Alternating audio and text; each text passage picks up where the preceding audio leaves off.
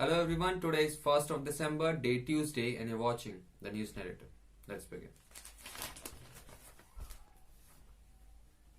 Covid vaccine 2020 में आएगी, यह झूठा भरोसा है। जब वैक्सीन निर्माता कंपनियां इस साल के अंत तक कोविड का टीका देने का दावा कर रही हैं, उस वक्त में फाइजर वैक्सीन विकसित करने वाली मार्क एंड कंपनी के सीईओ केन फ्रेजियस ने सनसनीखेज बयान दिया है। उनका कहना है कि वैक्सीन को लेकर जनता से कहा जा रहा है कि 2020 के अंत तक कोरोना की वैक्सीन आ जाएगी। मुझे लगता है कि यह झूठा आश्वासन देना ठीक नहीं है। उन्होंने कहा कि वैक्सीन के विकसित होने व आने की घोषणा करने से राजनेताओं को बचना चाहिए। फिल्म अभिनेता अमिताभ बच्चन को इंटरव्यू देते हुए केंद्रीय स्वास्थ्य मंत्री हर्षवर्धन ने कहा कि हमारी जानकारी के हिसाब से हम 2021 के पहले 2-3 महीने में वैक्सीन पाने में सफल हो जाएंगे। हमारा लक्ष्य है कि हम जुलाई अगस्त तक 30 करोड़ लोगों का टीका लगाने में सफल रहें। सबसे पहले हेल्थ वर्कर और फिर सुरक्षा कर्मी शामिल होंगे, उसके बाद उम्र के हिसाब से वैक्सीन दी जाएगी। सड़कों पर अन्नदाता, दिल्ली बॉर्डर पर डटे किसान आंदोलन पर सहमति नहीं बन पाई है। प्रधानमंत्री नरेंद्र मोदी ने सोमवार को लगातार दूसरे दिन केंद्र के तीनों कृषि बिलों का समर्थन किया है। वाराणसी की एक सभा में मोदी ने कहा कि किसानों में भ्रम फैलाया जा रहा है, लेकिन हमारी नीयत गंगा जल के समान निर्मल है। मोदी के बिना नाम लिए कांग्रेस की पूर्ववर्ती सरकारों को घेरा। कहा, दशकों तक किसानों के साथ छल करने वाले लोग ही भ्रम फैला रहे हैं। कोरोना काल में पेट्रोल हुआ 10 रुपए महंगा, डीजल के भाव 9.69 रुपए तक बढ़े। कोरोना काल में मार्च से लेकर अब तक डीजल पेट्रोल के दामों में काफी तेजी आ गई है, जबकि लॉकडाउन में परिवहन सेवाएं व माल भाड़ा जैसे कामकाज बंद रहे। उद्योगों में सिर्फ खाद्यान्न से जुड़े उद्योग संचालित हुए हैं। यह स्थिति करीब 5 महीने तक रही, यानी कि खपत घटने के बावजूद भी डीजल पेट्रोल के दाम बेलगाम रहे। ऑयल कंपनियों से प्राप्त आंकड़ों और राजधानी भोपाल के पेट्रोल पंपों पर उपलब्ध भाव के हिसाब से 1 मार्च का पेट्रोल जहां 79 रुपए 80 पैसे में मिल रहा था, वहीं 30 नवंबर को भाव 90 रुपए 5 पैसे प्रति लीटर हो गए। यानी 9 महीने में पेट्रोल में 10 रुपए 25 पैसे प्रति लीटर की बढ़त की गई। ऐसे में डीजल के रेट भी बढ़ते गए। 1 मार्च को डीजल 70 रुपए 41 पैसे प्रति लीटर स्थानीय दर पर बिक रहा था। 30 नवंबर को दाम 80 रुपए प्रति लीटर हो गए हैं। यानी उपरोक्त अवधि 1 मार्च से 30 नवंबर तक 9 रुपए 69 पैसे की तेजी दर्ज की गई।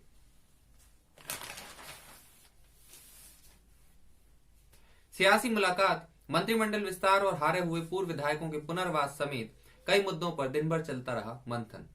उपचुनाव में जीत के बाद मंत्रिमंडल विस्तार, हारे हुए पूर्व विधायकों के पुनर्वास और प्रदेश संगठन की नई टीम में अपनी हिस्सेदारी को लेकर राज्यसभा सांसद ज्योतिरादित्य सिंधिया सोमवार को मुख्यमंत्री शिवराज सिंह चौहान से चर्चा करने सीएम हाउस पहुंचे।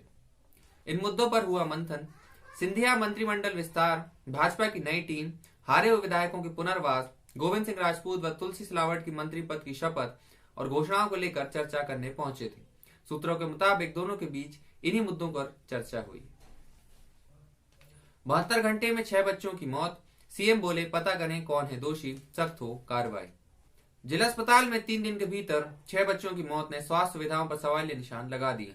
सोमवार को अस्पताल के पीआईसीयू में भर्ती सोहागपुर निवासी अनुराग वैसा उम्र 3 माह की इलाज के दौरान मौत हो गई। उसे 3 दिन पहले 27 नवंबर को भर्ती कराया गया था। डॉक्टरों ने बच्चे की मौत का कारण सांस लेने में तकलीफ, निमोनिया और ब्रेन फीवर बताया है। अब भी अस्पताल में भर्ती 2 बच्चों की हालत नाजुक बनी हुई। इधर बच्चों की मौत पर राज्य सरकार ने सख्त रुख अपनाया है। मुख्यमंत्री शिवराज सिंह चौहान ने आपात बैठक बुलाकर मामले की जांच के लिए विशेष टीम शहडोल भेजने के निर्देश दिए हैं। उन्होंने कहा कि पता करें दोषी कौन है, यदि स्टाफ की लापरवाही है तो उन पर सख्त कार्रवाई की जाए। जम्मू कश्मीर डीजीपी को लिखा पत्र, पिता का आरोप शहला देश विरोधी हरकतों में शामिल। जेएनयू की पूर्व छात्र नेता शहला राशिद पर उनके पिता अब्दुल राशिद शोरा ने सनसनीखेज आरोप लगाए हैं। पिता का आरोप है कि उनकी बेटी राष्ट्र विरोधी हरकतों में शामिल है। उन्होंने अपने लिए सिक्योरिटी कवर की मांग करते हुए जम्मू कश्मीर डीजीपी को पत्र लिखा है। इसमें उन्होंने बेटी शहला राशिद, अस्मा और पत्नी जुबेदा शोरा से अपनी जान को खतरा बताया है। अब्दुल शोरा ने दावा किया है कि उनकी बेटी ने जम्मू कश्मीर पीपल्स मूवमेंट के लिए 3 करोड़ रुपए लिए हैं। उन्होंने कहा कि वह जो एनजीओ चलाती है उसकी जांच होनी चाहिए। दस्तावेजों में वह खुद को बेरोजगार बताती है, तो पैसा कहां से आता है।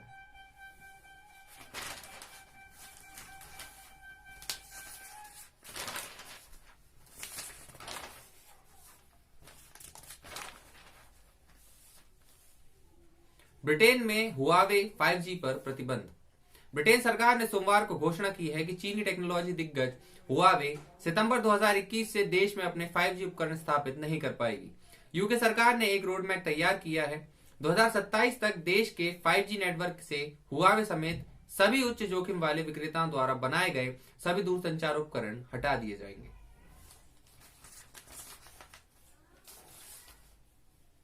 अर्थव्यवस्था इस साल तक 9% की गिरावट, कोरोना का अभी भी असर, अब जीडीपी 10% की दर से बढ़ेगी।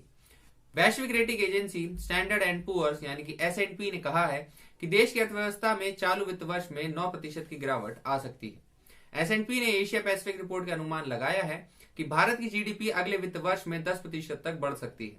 रिपोर्ट में कहा गया है कि हम वित्त वर्ष 2020 व 21 के लिए देश के विकास में 9% की गिरावट का अनुमान लगाते हैं, जबकि 2021 व 22 के दौरान इसमें 10% की दर से विकास होगा।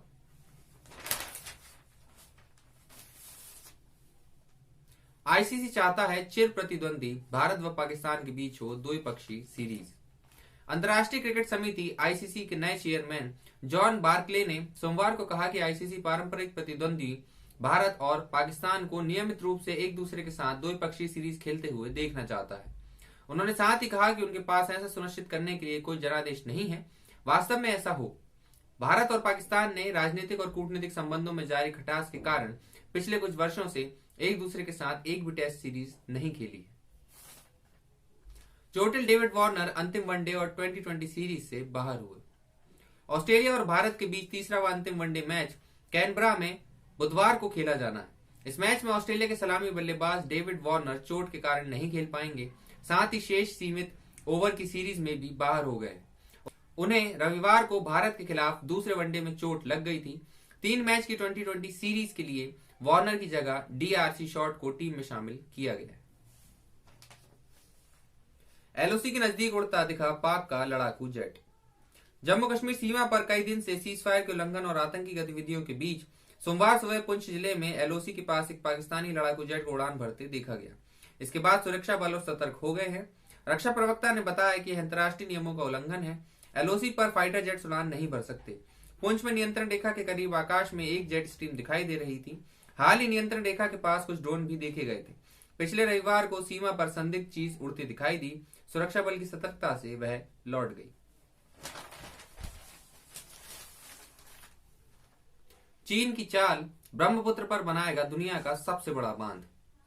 पूर्वी लद्दाख में जारी सीमा विवाद के बीच चीन तिब्बत से निकलती यारलुंग जांगबो, जो कि भारत में ब्रह्मपुत्र नदी कहलाती है, उसकी निचली धारा पर भारत से लगती सीमा के करीब बांध बनाएगा। इससे भारत के पूर्वोत्तर राज्यों व बांग्लादेश में सूखे जैसी स्थिति हो सकती है। यह बांध इतना विशाल है कि चीन के ही दुनिया के ही सबसे बड़े बांध 3 जॉर्ज की तुलना में 3 गुना ज्यादा पन बिजली पैदा हो सकती है। अगले साल से लागू होने वाली चीन की 14वीं पंचवर्षीय योजना में इस प्रस्ताव पर विचार हो चुका है। That's it for today. See you guys tomorrow. Take a good care of yourself. Be healthy, be safe, stay motivated and stay alert. Thank you. Jai Hind.